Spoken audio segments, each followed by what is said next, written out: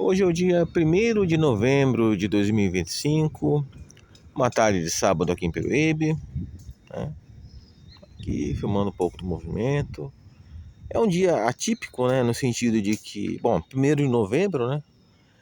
E não está calor. Peruíbe ainda está sob os efeitos daquele invernico, né? Que de certa forma é um invernico, agora está parecendo mais um outonico, né? Eu estou dormindo usando cobertor, né? Interessante.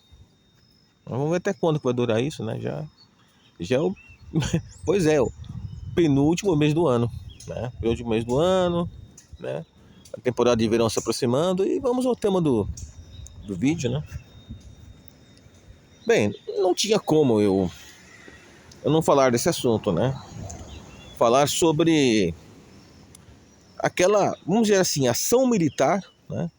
Contra criminosos no bairro da Tijuca, no Rio de Janeiro.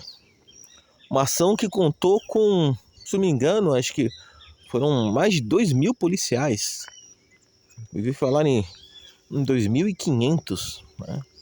Uma operação militar no sentido legítimo da palavra, né? Não sei se no futuro vão chamar o evento de Batalha da Tijuca, alguma coisa assim do tipo, né? Mas foi isso, né? Uma ação militar, praticamente militar, sem a participação do exército, né? Mas que apresentou resultados que, francamente, impressionaram o país. Impressionaram o Rio de Janeiro, impressionaram o Brasil e até o mundo, né? A repercussão internacional do evento também é gigantesca. Mas é claro, aí a gente entra no terreno das questões ideológicas, né?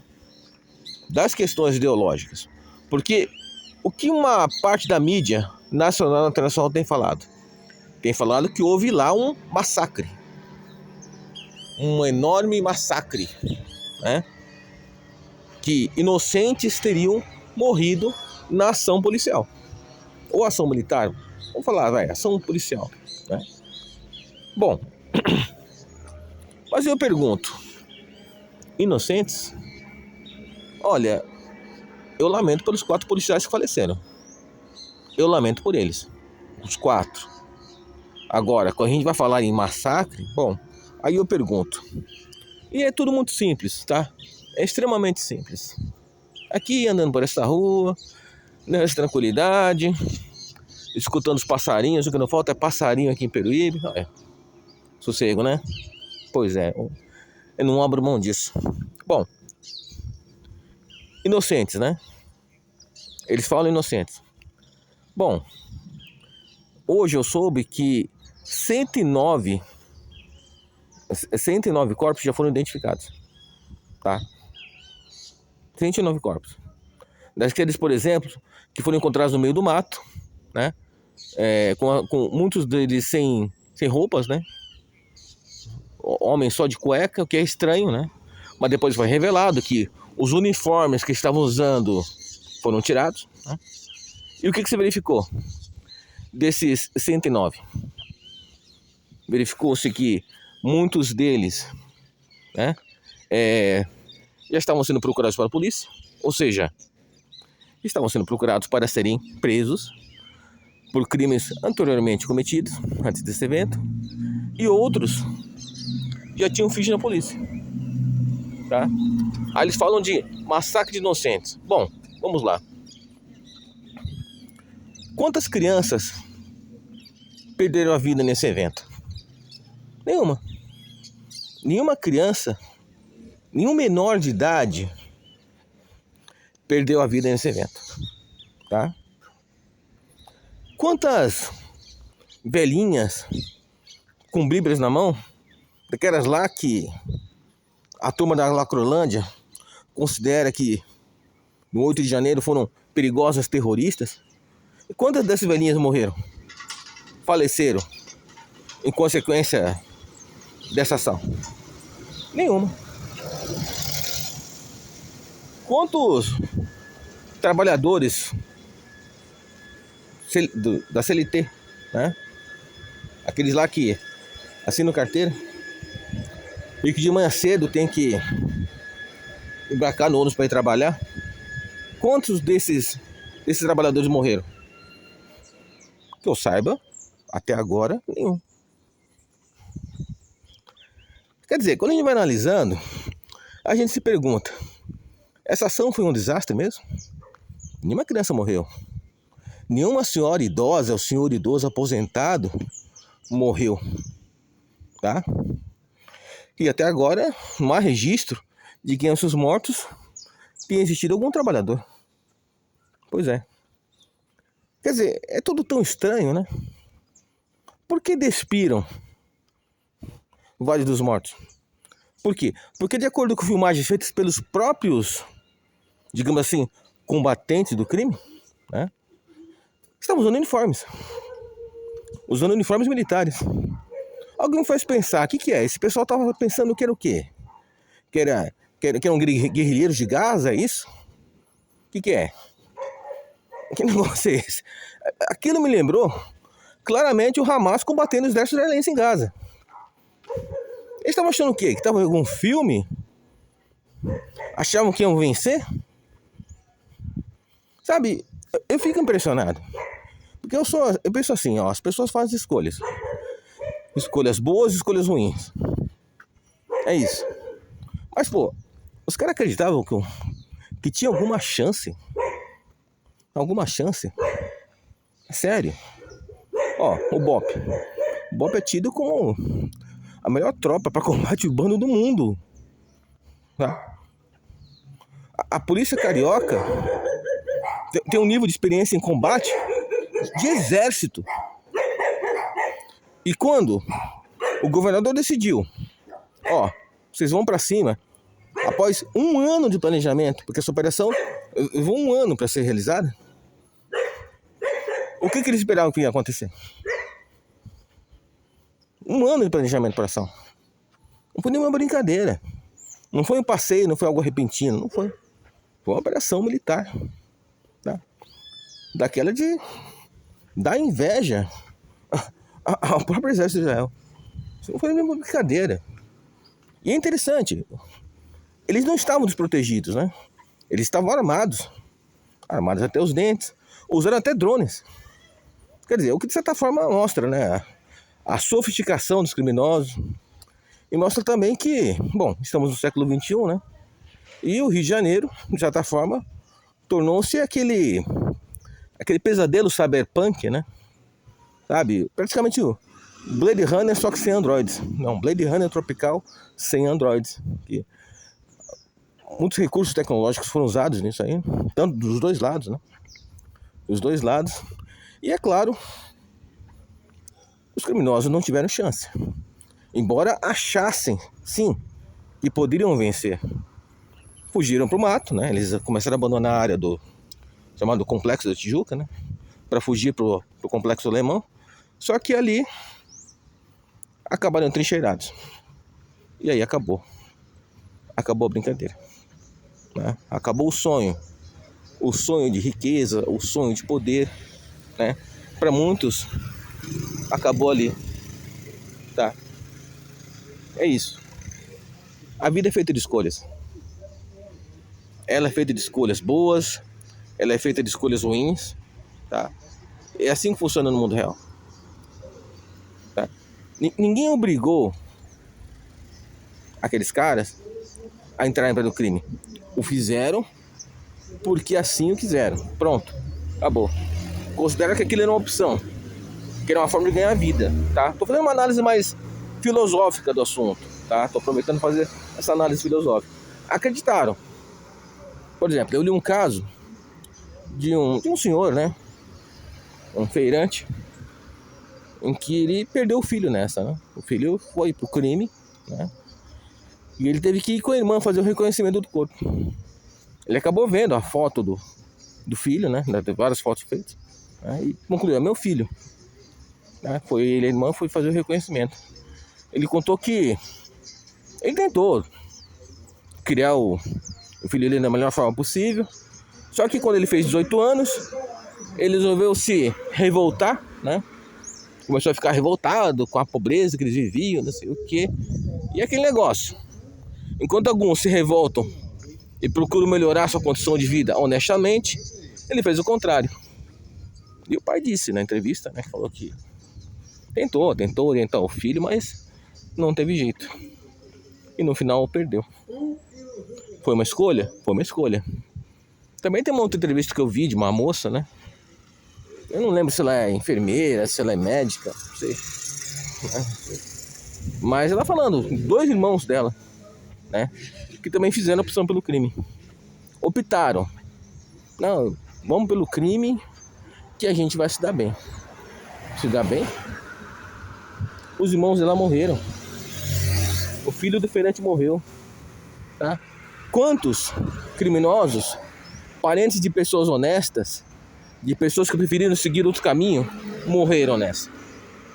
Essa é uma questão a se pensar, né? Essa é uma questão que jovens têm que refletir sobre isso. Jovens agora, em sua adolescência, têm que começar a refletir se realmente esse é o caminho que querem. Porque a vida do criminoso pode parecer muito glamourosa, né? O cara bota aquela correntona de ouro no pescoço, né? Pega aquela mulherada, né? Que, bom, entrou nessa pra isso, né? Pra tentar se dar bem com alguém que na cabeça delas, né, as protegerão. Pois é isso, não adianta. Nem adianta se aprofundar nessa parte, que, né, ela é mais complicada, né? Mas quem conhece um pouco da realidade entenderá.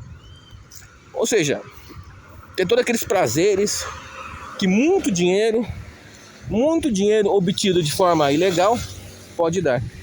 Pois é, porque a atividade daqueles criminosos não era uma atividade que, por exemplo, pagava imposto para o Estado, né? Não é como, por exemplo, o cara fabricar e vender cigarro na legalidade, né? Não é. Não.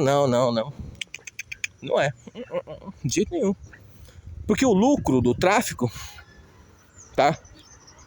Em parte se justifica pelo fato dos traficantes não pagarem imposto. É o que torna o negócio altamente lucrativo. Como eu disse, não é como fabricar cigarro, tá? Vai ver quanto que se paga, né? Quanto se paga de imposto, né? As empresas que ainda hoje fabricam cigarros no mundo, né? Embora tenha sido um mercado que se retraiu, né? Por causa, claro, da campanha de tabagista. Então, imagine isso, né? O quanto que se ganha. Para muita gente é uma forma de ganhar vida, né? É um dinheiro fácil. Mas que, bom, pensando bem, é um dinheiro fácil? Para os que morreram lá por nada, era um dinheiro fácil? Era. Trata-se de uma escolha inteligente? É inteligente isso? É isso? É o dinheiro, as mulheres fáceis, tá? As bebidas caríssimas, vários divertimentos, né? E depois? Depois é isso. Depois acabam num necrotério, tá? Da pior forma possível. É isso. Ó, cerca de uma semana atrás, não, desculpem, 2 semanas atrás, né? Eu fui fazer o reconhecimento do corpo do meu tio, né? Ele tinha falecido no hospital em Santos, estava internado. Eu tive que ir lá fazer o reconhecimento, tá? Uma pessoa que trabalhou a maior parte da vida, tá? Que nunca cometeu algum crime que justificasse, né, a sua prisão, tá? Foi aposentado pela prefeitura de Peruíbe. É isso. É isso, uma pessoa que não teve uma vida perfeita, tá? Mas, francamente, eu não tive o desprazer de passar pelo mesmo que muitas das pessoas lá no Rio de Janeiro, né? Muitos parentes deles passaram, né? De fazer reconhecimento de alguém, tá? Que morreu por nada, tá? Morreu por isso, por um sonho, por um delírio, por uma ilusão, tá? Uma ilusão hedonista, vai, vou caprichar aqui na minha análise filosófica. Quem não sabe o que é hedonismo, por favor, procure no Sr. Google. tá? É isso. Morreram por nada, tá? Morreram para satisfazer a sua própria ambição. Só isso. Ambição, cobiça, dano, isso é tudo mesmo porcaria, tá? Eu não estou dizendo que uma pessoa não possa se esforçar em melhorar de vida. É claro que não vou dizer isso, é estupidez, tá? A questão é como esse alguém vai fazer isso, tá bom? É desse jeito. Muitos jovens hoje fazem uma escolha infeliz. E francamente, na hora do pega pra capar, já era. Porque é interessante, eu vi alguns vídeos, né? Mostrando, feitos pelos próprios criminosos, né? Eles lá com aqueles uniformes, né? Diferentes dos uniformes de policiais, metendo bala e se achando os machões. Mas no final, né? Quando tentaram escapar da área que estava sendo invadida, ou melhor dizendo, reconquistada, tá? Reconquistada, porque aquilo era um feudo do crime. Vamos fugir, ficaram encurralados e perderam. Perderam vergonhosamente. Perderam suas vidas. Inteligentes foram os que se renderam. Esses foram inteligentes. Eles viram. Acabou. Já era. Para muitos, foi apenas voltar para a cadeia. Para outros, a primeira vez. É isso.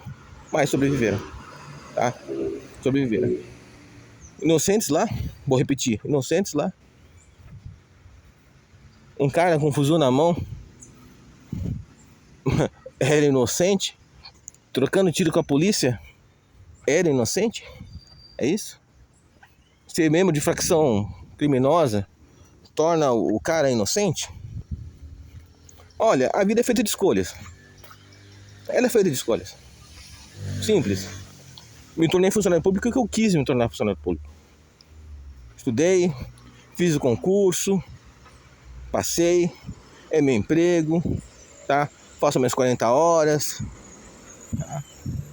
Tenho meu sábado e domingo livres, tenho minhas vantagens, tá?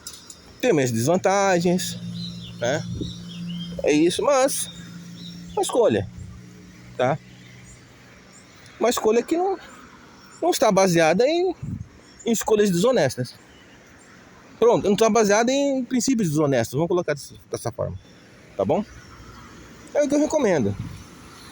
Não adianta usar a condição social como desculpa para fazer crime.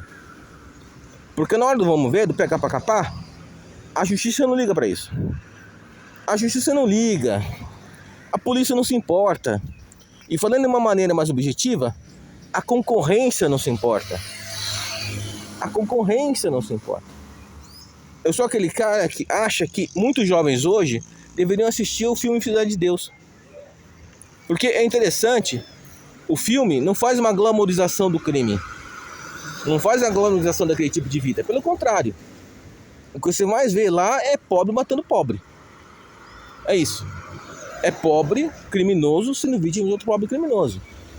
O filme não passa a mão na cabeça, tá? Não faz a glamorização. Não faz a defesa. Ai, eles entraram nessa porque eles são pobres. E daí? Quem se importa? No final. Tá lá. Quem se importa? Isso é muito sério. Isso é muito sério. Os próprios moradores lá não se importam. As pesquisas indicam que é uma parte da população das favelas cariocas apoiar a ação. Por que apoiar a ação? Porque não aguentavam mais.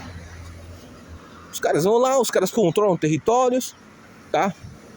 É isso, impõem regras absurdas contra aquelas pessoas, tá? Praticamente tem um poder de vida e morte sobre populações.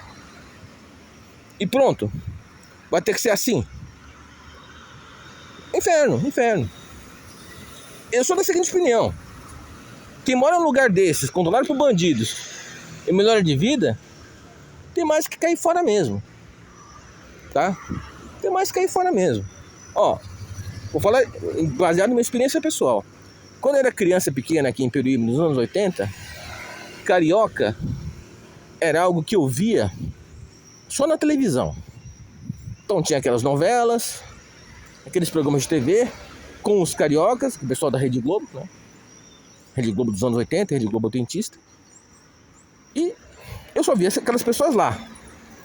Eu não via carioca ao vivo e a cores aqui, por exemplo. Não existiam, não tinha carioca em Peruíbe. Não tinha, acho que carioca em nenhuma cidade vizinha.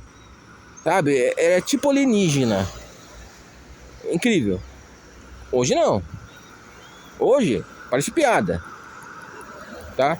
Se eu chacoalhar uma árvore em Tariri, cai 3, 4 carioca. Em Pedro Toledo conheci carioca. Na época que eu trabalhava lá na prefeitura. Tá? Isso foi há mais de 10 anos atrás. Eu conheci a carioca. A primeira carioca que eu conheci na vida, eu conheci em Pedro Toledo. Parece piada, mas é assim. Tá? E por que aquelas pessoas iam pra lá? Foram pra lá, Tariri, não sei o quê. Só por questão econômica? Tá? Porque teoricamente aqui em São Paulo ganhariam mais?